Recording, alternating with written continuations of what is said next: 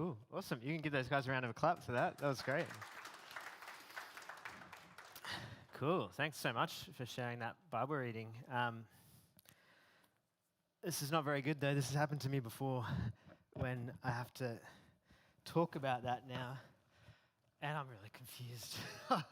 I don't really know what that meant. It's really strange. Like, Jesus is meant to be this awesome teacher who's like teaching people about God, and he just told a story about some seeds and some plants, and kind of like, then that was it. Like, all these crowds, all these people waiting around, and then he just told them about some soil and some seeds, and now I'm just really confused because, like, I don't really know what he meant, and now I've got to tell everybody else about it. So I guess, like, we'll just try and figure it out. I guess we'll kind of just keep thinking about it some more. I mean, one thing I noticed is that farmer is not a very good farmer. Like, his seed is not a very good spots to put seed. I think he's just putting seed everywhere, and it's just going all over the place, and this doesn't seem to really work out very well. It's only really working out very well over here, so that's a bit strange. But okay, so what did he say? He said some seed went on the path, so it didn't go in. It just sort of stayed on the top, and then those birds came and just took it. It disappeared. And then some came on the rocks, and it kind of came up quick, but it couldn't go down deep enough, so it kind of died. And some went in the thorns, so it kind of went down deep, but then there's all this other stuff there, and it's got no space, and it's like choked. So that didn't work. And then some landed here, and it did what it's supposed to do, and it grew. And there's a little bit of fruit. I guess it depends on the season, but you get some fruit.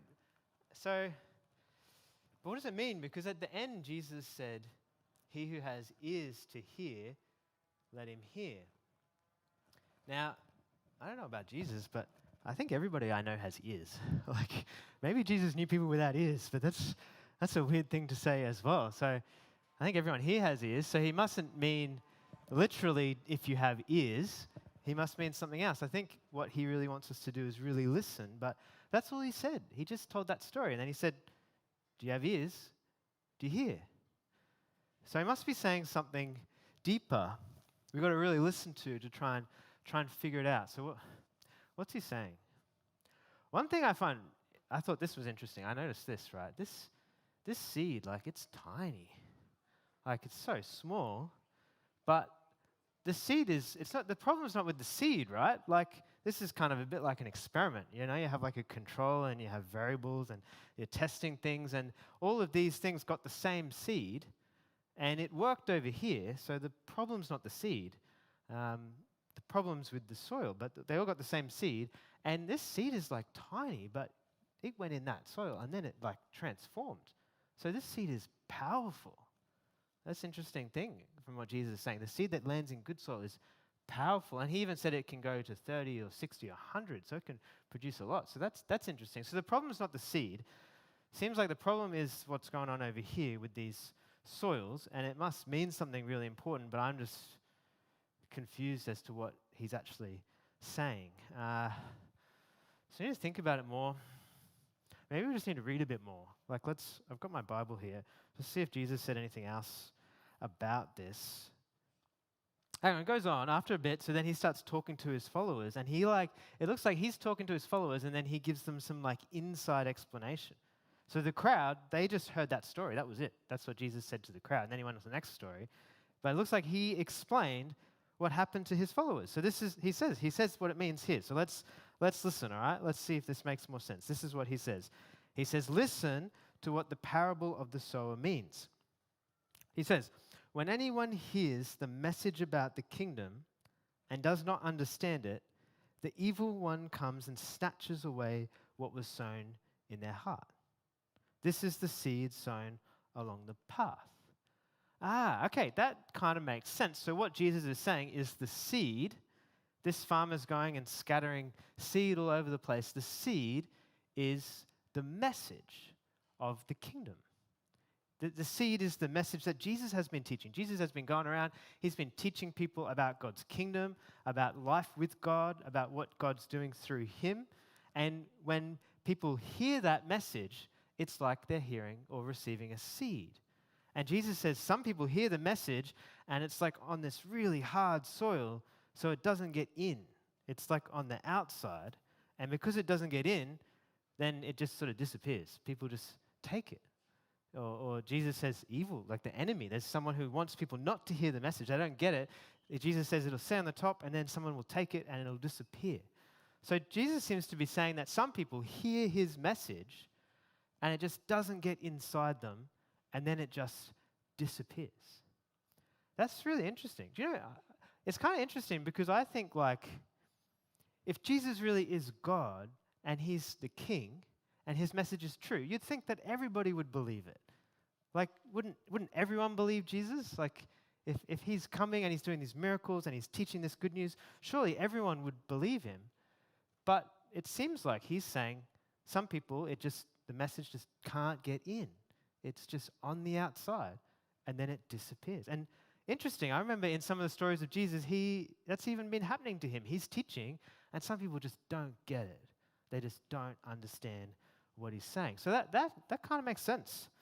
All right, so what does he say next? He says, the seed falling on rocky ground refers to someone who hears the word and at once receives it with joy, but since they have no root, they last only a short time.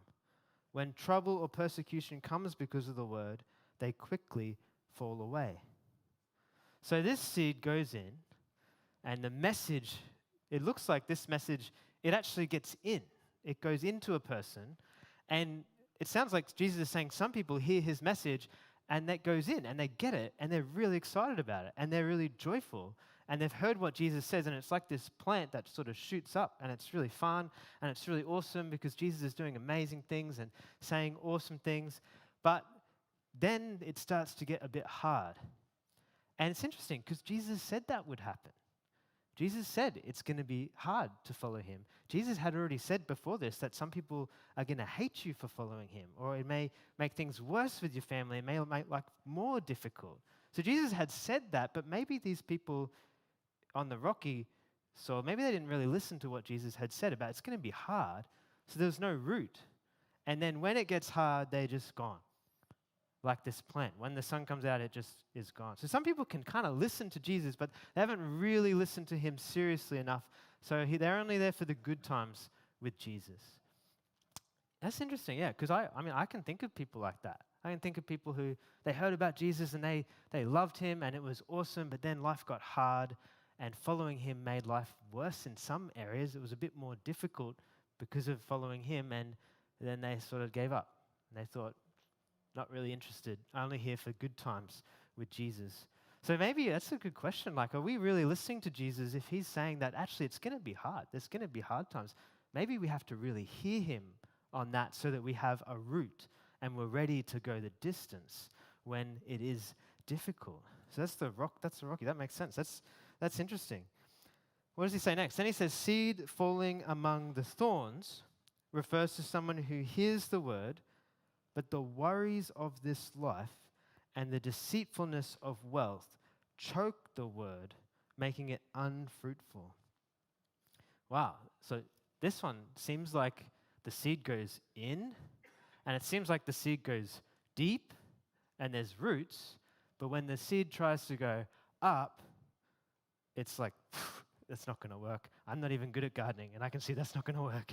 All right, like there's no space. Like it's thorny and prickly, and it's cluttered, and there's distractions, and it's just not. There's no space for actually life to grow up. So that's kind of full on, right? Someone could hear it, they could get it, they could even be willing to go through difficult times, but they've just got so many other things in their life that they can't really give space to the word, and then there's no fruit. It doesn't really seem to make a difference.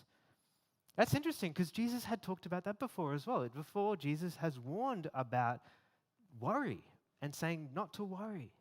Don't worry about your life, but seek first the kingdom. And Jesus has warned about money.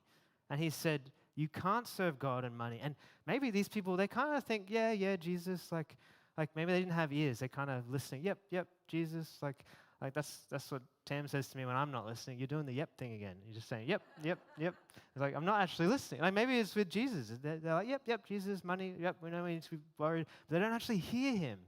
And then their life is crowded. Because it's hard, right? Because in our world, we often get told we should be wanting more money. And if you get more money, you'll get happier. And then you get more stuff and life will be better. But Jesus is saying it's a lie. It's deceitful. and it actually chokes his word and blocks it from giving life. So you could hear it, but actually not produce fruit. That's pretty intense. Maybe this is saying we actually really have to hear Jesus when he talks about things like worries and money and the dangers. We need to hear him. And maybe even need to weed out of our hearts things that are choking out the word of the kingdom so we can really listen to it and let it go in. So that's really interesting. And this last bit, Jesus says, about this last one, the good one, he says, the seed falling on good soil refers to someone who hears the word and understands it. This is one who produces a crop yielding 160 or 30 times what was sown. So the seed goes in here, and you can see this seed is powerful, right? It's this tiny little thing that gets in, and it goes deep, and there's space for it to grow up, and it transforms, and it turns into a plant that starts to bear fruit. And Jesus even says it's going to bear a lot of fruit. It's going to be 100 times, or 30 times, or 60 times. So, and that's pretty amazing, right? And I remember in the other times in the Bible, when the Bible talks about fruit, it's talking about good stuff. Like fruit is good. It's good for you, right? And it's great, and it looks good. And fruit in the Bible is stuff like love and joy and peace and kindness. Like if the message really gets in there, that's what's going to grow in our heart. And fruit, right, when it grows, it produces more seeds. It then can produce more fruit. So maybe if the message really gets in our hearts and grows, and that even spreads out to other people, and maybe other people hear the message as well. So that's like powerful. That seed, if it really gets in and has space, Jesus' message can lead to massive transformation and life, that's pretty awesome. And it's kind of interesting, right? Because that soil didn't have to do anything. It just was good soil. All it had to do was welcome the seed and provide space for it and time and not be crowded out with other stuff. And then it grows. The seed is the thing that's powerful. It's not the soil, right? The soil just holds the seed. And maybe it's true for us as well. Like, all we have to really do is listen carefully to Jesus and let his word go into our hearts and let it have time and space to grow. It's not that we have to kind of force fruit to happen. It's that his life in us produces fruit. That's pretty awesome. But this is still a strange story, right? Because 1 out of 4 is not very much, right? Like, there's 3 bad, 1 good, which is strange, right? Because you'd think that everyone would want to follow Jesus, and everyone would listen to Jesus. But it's interesting because in the stories of Jesus, already people are not listening to him. Some people like him, but they don't like the difficult stuff. And some people like him, but they want to hold on to the other things in their life. And some people just are rejecting Jesus. When he was telling this story, it's kind of a story Jesus is telling about the fact that most people are not listening to his stories. He's noticing that, so he tells a story about it. And it's a challenge then for us to think, well, are we really going to listen to Jesus? Because the message he has is so powerful that it could transform our hearts, but it's only going to go in if we have ears to listen and a heart to listen. So I suppose he's challenging us. Are we really listening? It's interesting, though, as well, though, because I know we're going to talk about this some more next week, but I started to have a look that later on he says that if you do have ears to hear, and if you are able to listen and understand, it's not something to boast about. It's actually only because God's given that as a gift of grace. So if we find ourselves able to hear and understand Jesus, it's because of his grace and the gift of his love to us, so we can respond humbly but continue to keep listening. So wow, that makes more sense now, I think, and that's good. We got through the sermon. It was not too bad. So I might pray, and then we will, let's sing and celebrate that as well. So Father, we just ask that you'd help us to be people with ears to hear, with hearts to listen to your message, Jesus, that's powerful. Would you weed things out of our hearts that are clouding and choking out your word? Would you help us to hear you and trust you in the hard things you say as well as the good things? And would you produce a crop in us, God? Give us grace to trust you when your kingdom looks different to how we think, and grace to respond to you in our hearts, in our lives. We want to really listen to you and hear you. We just pray this in your name, Jesus. Amen.